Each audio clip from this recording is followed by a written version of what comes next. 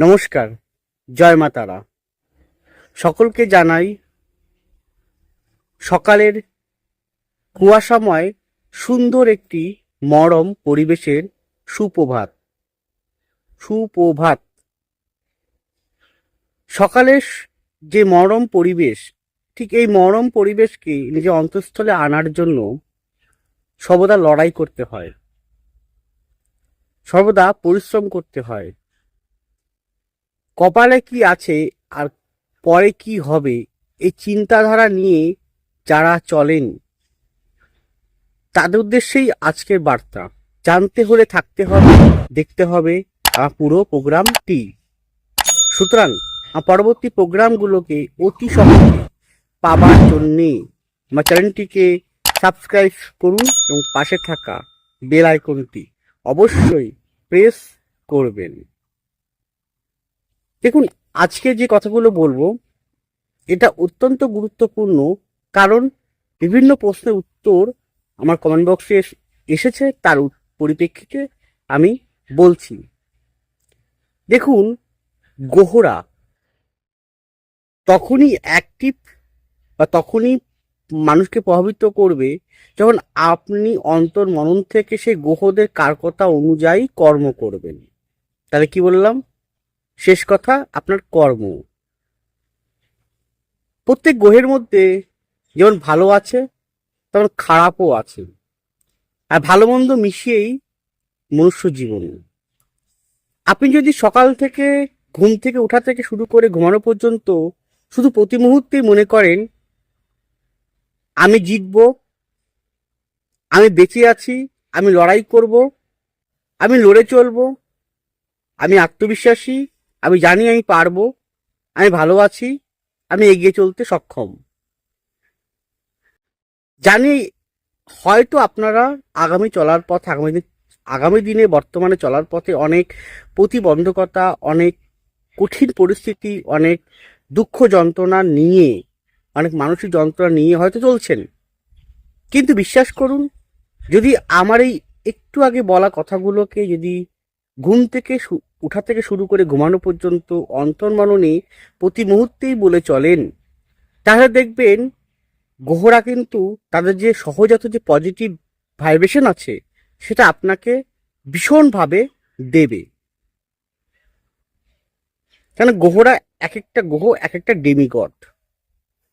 তাই আপনি গ্রহদের দাস না হয়ে, দাস গ্রহদের গোলাম না হয়ে আপনি গ্রহদের গোলামে পরিণত করুন। কিভাবে?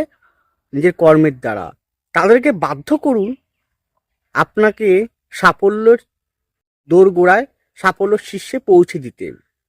গ্রহরা সেই কোটি কোটি দূরে, শত কোটি দূরে থেকে সে নিজে নেমে এই ধরিত্রীর বুকে নেমে এসে আপনাকে হাত হাত ধরে তুলে নিয়ে যাবে না। আপনি বাড়িতে ঘুমিয়ে থাকবেন, শুয়ে থাকবেন, গ্রহরা এসে বলবে বাবা চলো, বন্ধু ওঠো, এই তুই চল চল আমার সঙ্গে চ, কখনোই করবে না। তাহলে কি করতে হবে? আপনাকে মেরুদণ্ড সোজা করে উঠে দাঁড়াতে হবে এবং আপনাকে এগিয়ে চলতে হবে। তাই পরিশ্রম, অধ্যবসায়, একাগ্রতা, ডেডিকেশন, এগুলো আপনাকে ঘুম থেকে ওঠা থেকে শুরু করে ঘুমানো পর্যন্ত প্রতি মুহূর্তেই নিয়মিত নিত্য আকারে আপনাকে করে চলতে হবে। যদি করতে পারেন তাহলে সর্বপ্রথম আপনাকে যে আমাদের প্রাণ কেন্দ্রবিন্দু শনি মহারাজ, সে আপনাকে ফল দেবে। তার পিছন পিছন দেখবেন বৃহস্পতি দেওয়া শুরু করবে, তার পিছন পিছন দেখবেন রবি দেওয়া শুরু করবে, তার মঙ্গল দেওয়া শুরু করবে, শুক্র দেওয়া শুরু করবে, বুধ দেওয়া শুরু করবে। তাহলে গ্রহরা তখনই আপনাকে পুরোপুরিভাবে সাহায্য করবে যখন আপনি তাদেরকে আপনার মতন করে পরিচালিত করতে সক্ষম হবেন। তাই গ্রহদের সহজাত স্বভাব, এটা প্রত্যেকটা মানুষ, প্রত্যেকটা জীব, প্রত্যেকটা প্রাণী তার সহজাত স্বভাব কিন্তু পরিবর্তন করতে পারে না। তাহলে প্রত্যেক গ্রহের মধ্যে যে পজিটিভ যে ভাইব্রেশনগুলো আছে সেগুলোকে জানতে হবে, সেগুলোকে বুঝতে হবে, সেই অনুযায়ী আপনাকে কর্ম করতে হবে। এবং কর্ম করার পথে আপনি এটা নিশ্চিত থাকবেন যে বাধা আপনাকে পেতে হবে, কষ্ট আপনাকে পেতে হবে, দুঃখ আপনাকে পেতে হবে, যন্ত্রণা আপনাকে পেতে হবে, কিন্তু এগুলো এক একটা আপনার জীবনে অগ্নি পরীক্ষা। আর অগ্নি পরীক্ষায় উত্তীর্ণ হওয়ার জন্য আপনাকে প্রতি মুহূর্তে লড়াই করতে হবে, পরিশ্রম করতে হবে। আর এইগুলোই দেখতে চায় শনি মহারাজ, শনি গ্রহ। শনি গ্রহ, শনি মহারাজ ভাগ্যকে বিশ্বাস করে না, কর্মকে বিশ্বাস করে। বৃহস্পতি দেবগুরু হয়ে সে সর্বদা আপনাকে পথ দেখায়। দেবগুরু বৃহস্পতি তিনি গুরু। দেবগুরু বৃহস্পতি শিক্ষকের মতন, আপনাকে সন্তান তুল্যর মতন যেমন সঠিকভাবে পথ দেখান, কখনো বকেন, কখনো ভালোবাসেন, কখনো আপনাকে শাসন করেন, কখনো আপনার সাফল্যের জন্য দরজা খুলে দেন। তাহলে বৃহস্পতি সহজাত ক্যারেক্টারগুলোকে আপনাকে গ্রহণ করতে হবে। রবির আলোকে আলোকিত হওয়ার মতো ঊর্জা আপনার দৈহিক জীবনে অন্তর্মননে প্রবেশ করাতে হবে।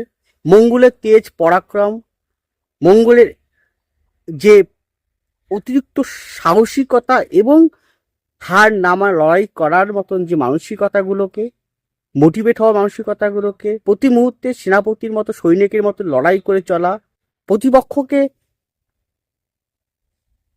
প্রতি মুহূর্তে লড়াই করার মধ্য দিয়ে তাকে পরাজিত করার মতো শক্তি, তাহলে মঙ্গলের সহজাত স্বভাবগুলোকে, ক্যারেক্টারগুলোকে গ্রহণ করতে হবে।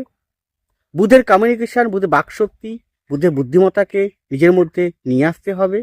শুক্রের লাভ, ভালোবাসা, রোমান্টিসিজম, কিন্তু এগুলো কিন্তু নেগেটিভ আকারে নয়, পজিটিভ আকারে। শুদ্ধ পবিত্র ভালোবাসা, অন্তর্মননে শুদ্ধ রোমান্টিক একটা নতুনভাবে আলোড়ন সৃষ্টি করা, নতুনভাবে একটা ভালোবাসার জাগরণ করা। ভালোবাসা হতে পারে কর্মের প্রতি, ভালোবাসা হতে পারে কর্মে সাফল্যের প্রতি থেকে লক্ষ্যের প্রতি ভালোবাসা, পরিশ্রমের প্রতি ভালোবাসা, অধ্যবসায়ের প্রতি ভালোবাসা, এগুলোকে আপনাকে গ্রহণ করতে হবে। শুধু এর মধ্যে রাহু কেতুর সহজাত স্বভাবগুলোকে গ্রহণ করবেন না। রাহু কেতুকে ছেড়ে দিন। তাদের সহজাত স্বভাব যে ধরনের ক্যারেক্টারিস্টিক আছে সেটা আপনি যদি নিয়ে ফেলেন তাহলে অনেকটাই হয়তো ক্ষতিগ্রস্ত হতে পারেন।